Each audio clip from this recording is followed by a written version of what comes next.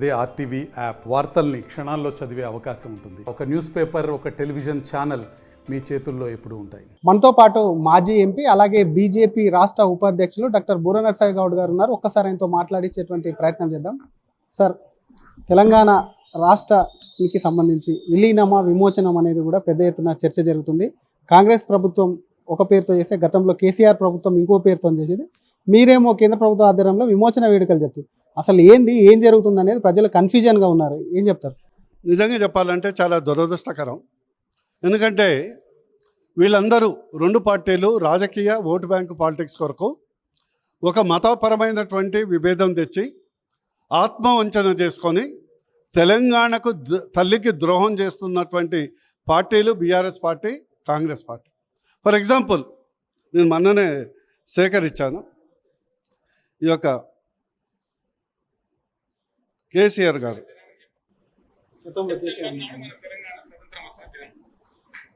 మన జాతీయ పతాకం 3 రంగుల జెండా తెలంగాణ గడ్డ మీద మన జాతీయ పతాకమైన 3 రంగుల జెండా ఎగిరిన దినం సెప్టెంబర్ 17వ తేదీ 1948 సంవత్సరంలో సెప్టెంబర్ 17 నాడు మనకు స్వతంత్రం వచ్చింది. ఇక్కడ మన జాతీయ జెండా ఇలా మనం గొప్పగా కొలుచుకునేటువంటి, గొప్ప గుండెల్లో పెట్టుకునేటువంటి మన జాతీయ భావనకు ఆలవాలంగా ఉన్నటువంటి మన మువ్వన్నెల జెండా ఈ గడ్డ మీద రెపరెపలాడింది సెప్టెంబర్ 17, 1948.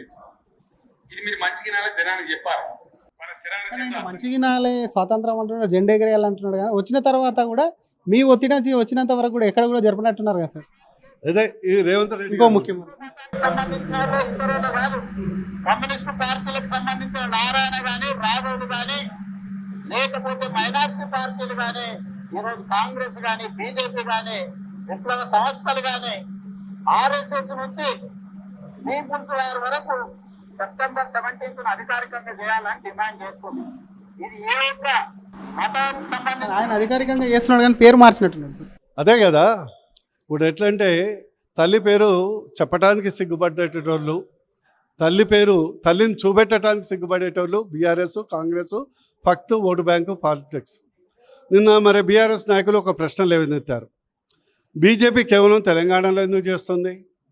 భారతదేశంలో అనేక సంస్థానాలు విలీనమైనాయి కదా, అక్కడ ఎందుకు చేయట్లేదని ప్రశ్న లేవనెత్తింది.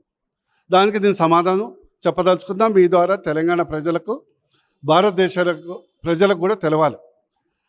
స్వాతంత్రం వచ్చినప్పుడు ఇంగ్లీష్ వాళ్ళు లిటిగేషన్ పెట్టారు. ఏం పెట్టారంటే ఆ సంస్థానాలు భారతదేశంలో కలవచ్చు, స్వతంత్రంగా ఉండొచ్చు, లేకుంటే పాకిస్తాన్తో కలవచ్చు. అయితే భారతదేశంలో 565 సంస్థానాలు ఉండే, చిన్న చిన్న రాష్ట్రాలు, సంస్థానాలు రాజుల కింద. అయితే 562 సంస్థానాలు భారతదేశంతోనే మేము ఉంటాము, భారతీయులే మేము, మాది ఫస్ట్ వీఆర్ఏ ఇండియన్స్ అనేది కలిసిపోయారు. అందులో 3 సంస్థానాలు బెట్టు చేసినాయి.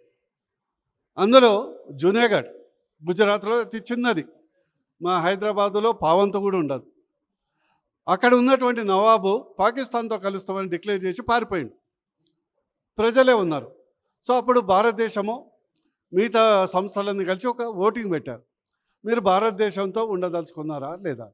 99% మంది భారతదేశంతో కలిసి ఉంటామని చెప్పారు. అది స్వచ్ఛందంగా కలిసిపోయింది.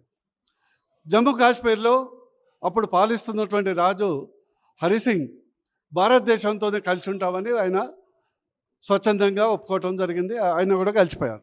కేవలం అప్పుడు ఉన్నటువంటి సంస్థానాల్లో హైదరాబాద్ నిజాం సంస్థానమే అతిపెద్దది. సొంత ఆర్మీ ఉంది, సొంత కరెన్సీ ఉంది, సొంత నెట్వర్క్ ఉంది. అదేవిధంగా దానికి తోడు రజాకారులు ఉన్నారు, దానికి తోడు గడీల దొరలు ఉన్నారు.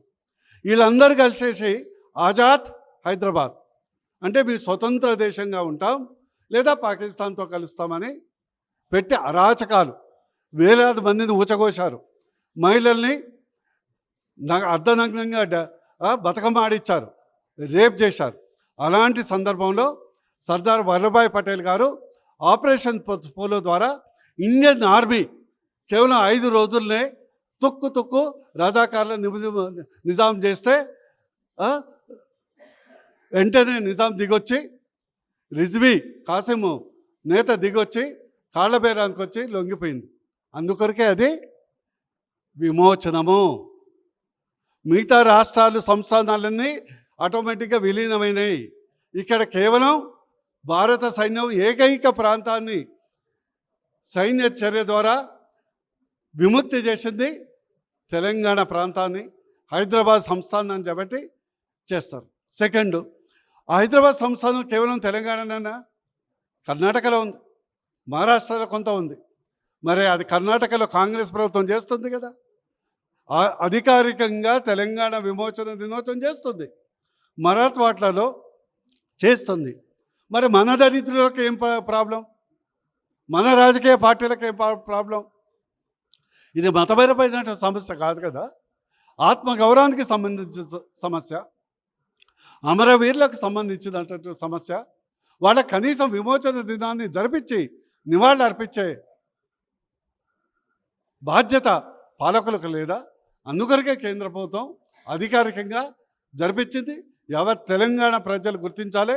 ఈ బీఆర్ఎస్ కాంగ్రెస్ ఏంటంటే ఏది నది దాటే వరకు ఓడమల్లన్న, వాగు దాటే వరకు ఓడమల్లన్న, అది వాగు దాటినాక బోడమల్లన్నట్లు పచ్చి ఊసర వెల్లుల్లి కంటే చాలా పెద్ద ఊసర వెల్లులు. అందుకొరకు వీళ్ళకు గుణపాఠం నేర్పించి ఒక్క ఛాన్సు బీజేపీకి ఇచ్చి వచ్చే ఎన్నికల తర్వాత అధికారికంగా తెలంగాణ రాష్ట్ర విమోచన దినోత్సవాన్ని జరిపిద్దామని మీ ద్వారా ప్రజలకు విజ్ఞప్తి చేస్తున్నాం. నిన్న జరిగిన వేడుకలకు ముఖ్యమంత్రిని ఎందుకు పిలవలేదు? అది కేంద్ర ప్రభుత్వ ఆధ్వర్యంలో జరిగినటువంటి కార్యక్రమం అయితే ముఖ్యమంత్రి కానీ మంత్రులకు కానీ ఎందుకు ఆహ్వానించలేదు అని చెప్పి కాంగ్రెస్ నేతలు నిన్న క్వశ్చన్ చేశారు సార్. దానికి ఏం చెప్తారు? ఎట్లా ఉందంటే ఇది గతంలో కూడా అనేక సార్లు ఆహ్వానించినాం, ఎవరు రాలే. వీళ్ళు ఏంటంటే మొదలే డిసైడ్ చేసుకున్నారు దీన్ని వ్యతిరేకంగా చేయాలని.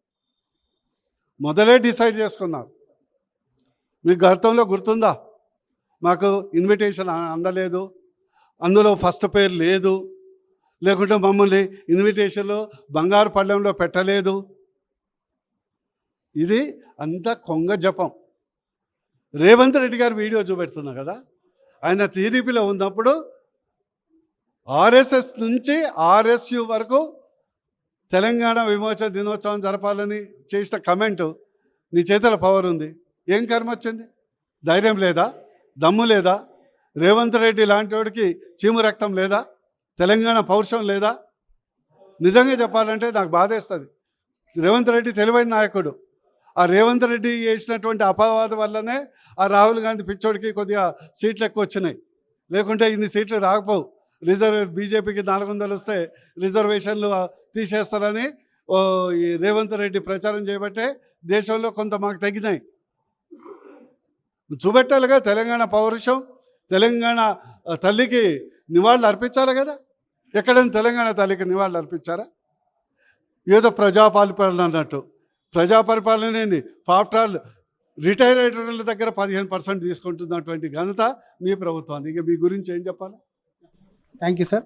ఇది అసలు ముమ్మాటికి, ఎందుకంటే మిగతా సంస్థానాలకు సంబంధించి అది వేరే, అక్కడ దానికి సంబంధించి వాళ్ళే లొంగిపోయారు. ఇక్కడ మాత్రం ఆపరేషన్ పోలో ద్వారా కూడా ఎలా అటు నిజాం వారసులను కూడా లొంగ తీసుకొని, చివరి నిజాంను కూడా లొంగ తీసుకొని ఇక్కడ ఉన్నటువంటి సంస్థానాన్ని భారతదేశంలో కలిపాం. కాబట్టి ఇది విలీనం కాదు, ముమ్మాటికి విమోచన.